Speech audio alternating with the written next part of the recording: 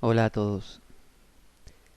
Creo que este tema del Advaita Vedanta y de la espiritualidad no dual es un tema que da actualmente mucho que hablar. Hay muchos exponentes en Inglaterra sobre todo y en Estados Unidos, pero también en Australia ha habido grandes exponentes de esta manera de ver la vida y en algunos otros países comienzan a surgir. Sin embargo, parece haber como una suerte de estereotipo, ¿no? De uniformización de esas personas, como si hubiese una profesionalidad en el arte de la no dualidad, como si ser un maestro no dual implicase ciertas cosas y no otras. A veces me agrada mucho ver cuando alguno de estos exponentes eh, se toma las cosas poco en serio, mientras que otros uno los ve muy acartonados, muy como en pose, muy preparados para mostrar un producto.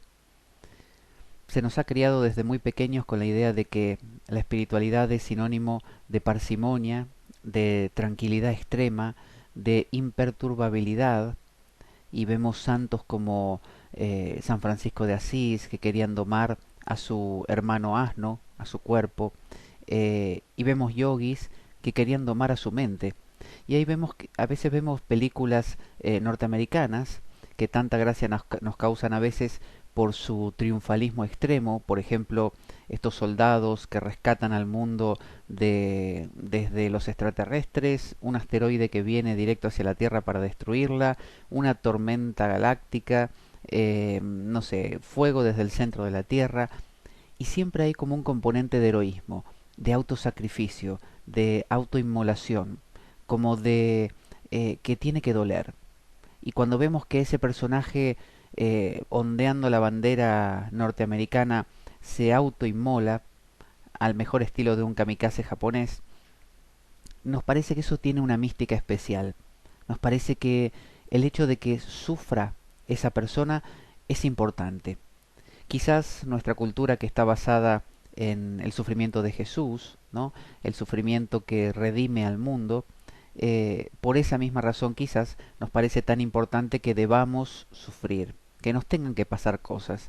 Entonces alguien dice, ah, te iluminaste, bueno, debes haber tenido una crisis, debes haber tenido un despertar y ese despertar tiene que haber sido, pero colosal, tiene que haber sido algo que te golpeó en la médula y que tu vida cambió y que perdiste amigos y que has perdido también tu trabajo porque nadie supo comprenderte.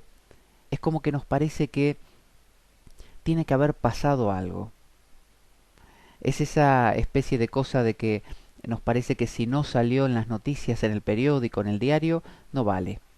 Si no te ha pasado algo terrible, si no has cambiado tu vida entera, si no has pasado por una depresión muy grande de la cual emergiste cambiado, al mejor estilo de Krishnamurti, por ejemplo, cuando murió su hermano Nitya y quedó tan triste que llegó hasta el fondo de su desesperación y desde ahí apareció un nuevo Krishnamurti, o bien el Uji Krishnamurti, el otro Krishnamurti, que también tuvo una transformación según él biológica. ¿Será así? ¿Hará falta un dolor grande para despertar? Quizás despertar no se trate de procesos especiales, no se trate también de grandes comprensiones. Simplemente es, en inglés se le llaman un flip, un giro, una transformación radical.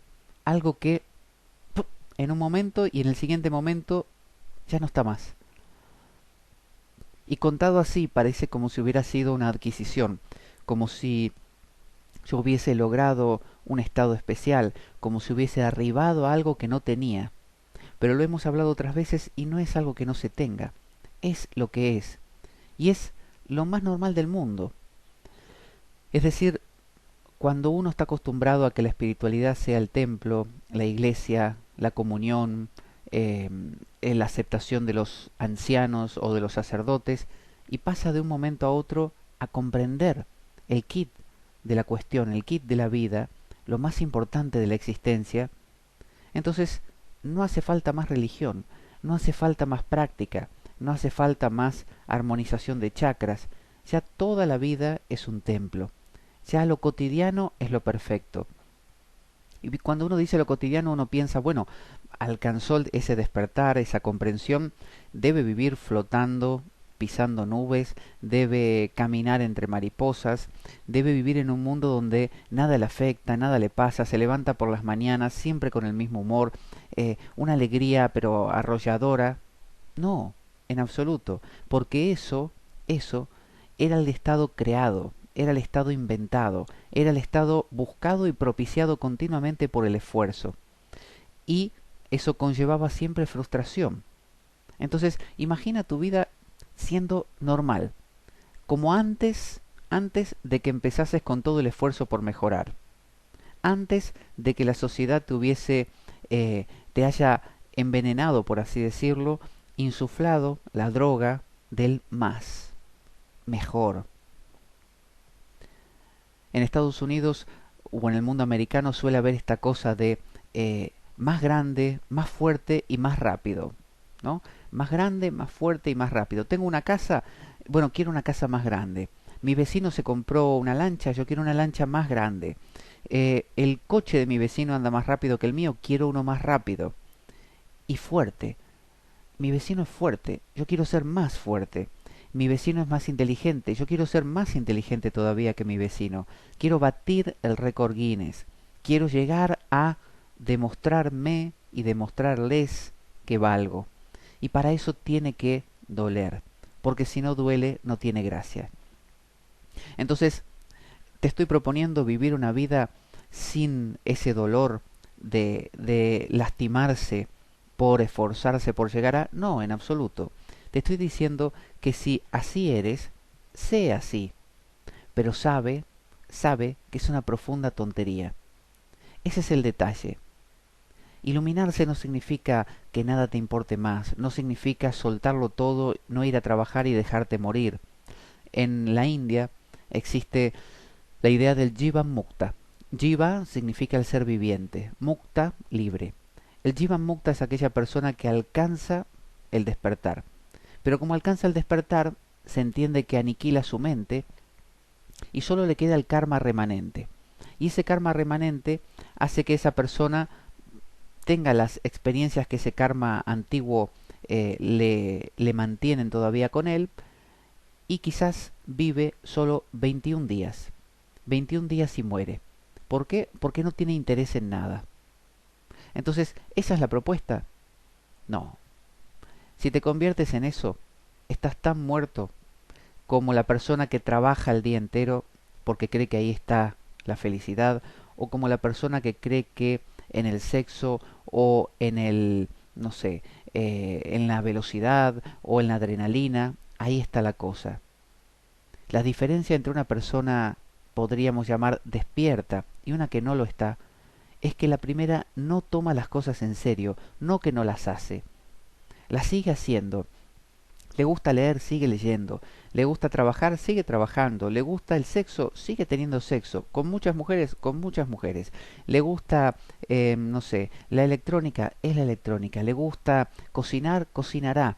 Le gusta comer hasta abarrotarse y que le duela el estómago, comerá hasta abarrotarse. ¿Cuál es la diferencia entonces? Es muy pequeña, es muy pequeña. Es simplemente delgada como un cabello, como un pelo. Y esa diferencia es que por más que hace esas cosas, no las toma en serio, no las cree. Entonces, las disfruta, pero a medias. Es decir, algunos dicen que un cinturón que ajusta demasiado es molesto. Un cinturón que no ajusta demasiado es agradable, porque uno no está pensando en él. Es como el zapato que no ajusta, pero tampoco es demasiado grande. Hace falta, digamos, un punto medio. Si este cinturón no ajusta nada de nada, no lo sentimos. ¿Cuál es la gracia de tener algo si no lo sentimos? ¿Cuál es la gracia de tener, no sé, una comida sabrosa si no la probamos? Entonces, estar despierto es hacer todas las cosas, pero a medias. Es decir, por un lado, no ir al extremo de lastimarse, porque uno cree que ahí está la felicidad, pero por otro lado tampoco soltarlo, tampoco abandonarlo todo. Ese vairagya de los hindúes, soltarlo todo. El verdadero vairagya es soltar la creencia de que en eso uno encuentra la felicidad. Entonces se trata de hacer las mismas cosas, pero con otra actitud. La diferencia parece muy pequeña, pero es grandiosa. Entonces, ¿cómo explicarlo? ¿Cómo explicar esto que estamos diciendo a una persona que está convencida de que la vida importa?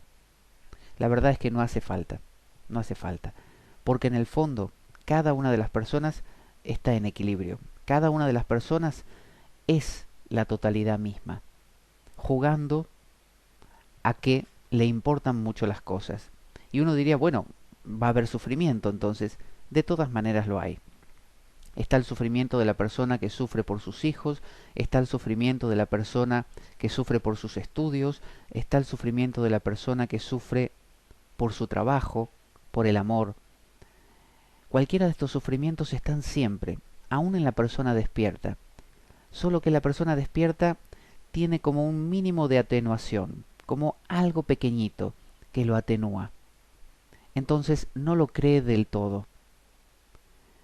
Cuando vean a una persona que jamás llora, una persona que jamás se ríe, una persona que ciertas cosas le parecen demasiado mal y otras demasiado bien, sepan que esa persona no está despierta. Esa es una persona que sigue creyendo en las cosas.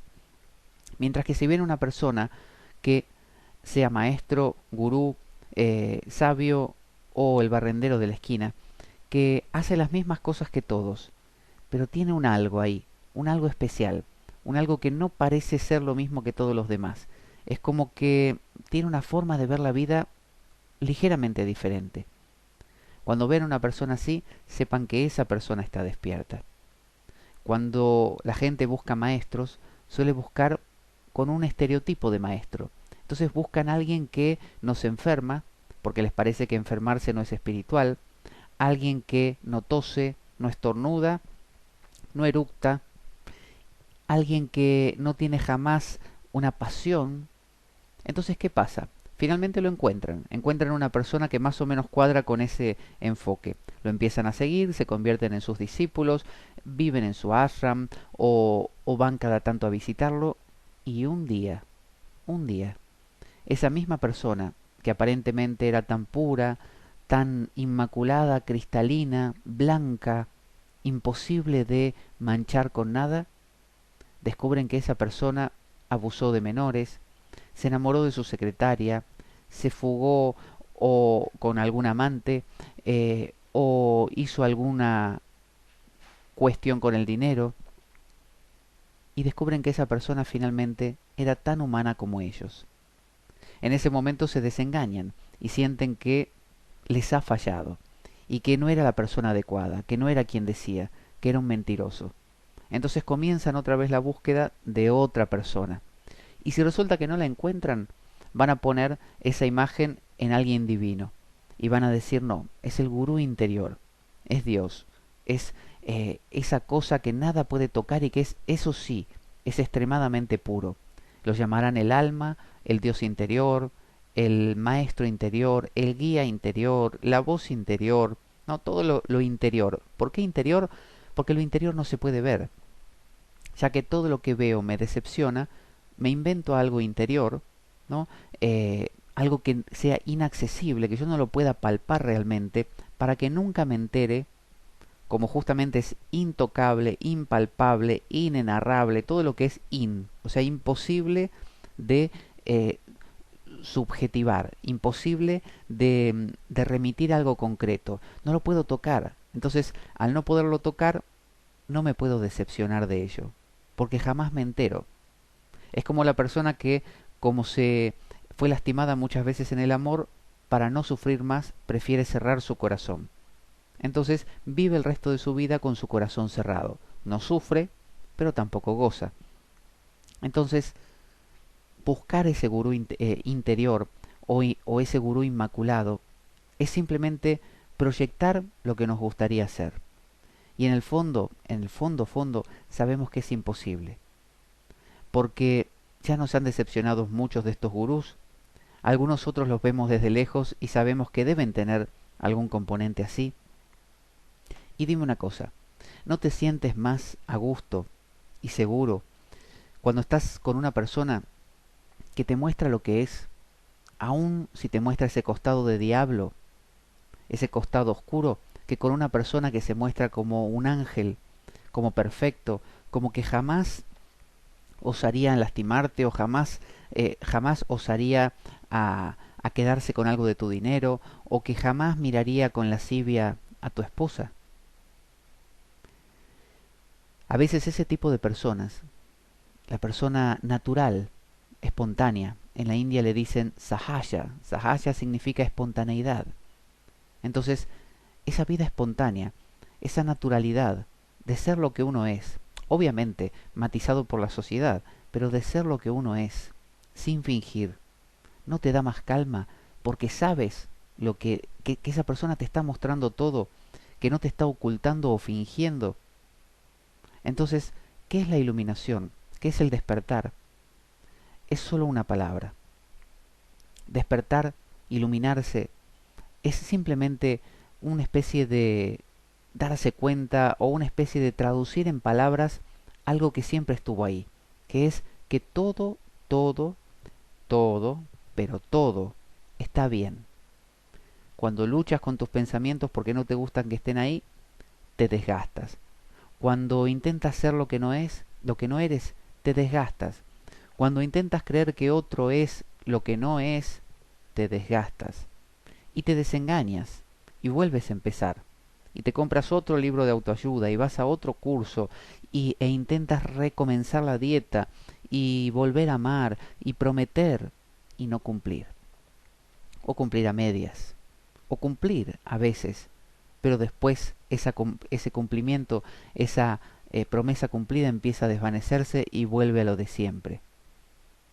O se mantiene un tiempo más porque tú no lo controlas y surge otra cosa en la que aflojas. Entonces, ¿vale la pena eso? ¿No prefieres que el cinturón, en lugar de apretar tanto, apriete un poquito menos, de manera que lo disfrutes? Porque sin esas iniciativas, sin esos deseos, la vida no tendría gracia. Vivir sin deseo, como decía el Buda, no significa carecer de deseos, sino perder lo que él llamaba Trishna. Él, a la palabra que nosotros definimos como deseo en las cuatro nobles verdades, él le llamaba Trishna, sed. Perder la sed es perder la desesperación, como una persona que está desesperada por beber agua, la desesperación por las cosas que ocurren, y vivir la vida, como siempre, solo que con un poquito menos de tensión. Como decía Suzuki, el iluminado, ¿cuál es la diferencia con la persona común? Lo mismo, solo que camina un centímetro por sobre el suelo. Prueba, a ver si quieres y disfrutas un poquito más con el cinturón un poco menos apretado. Hasta luego.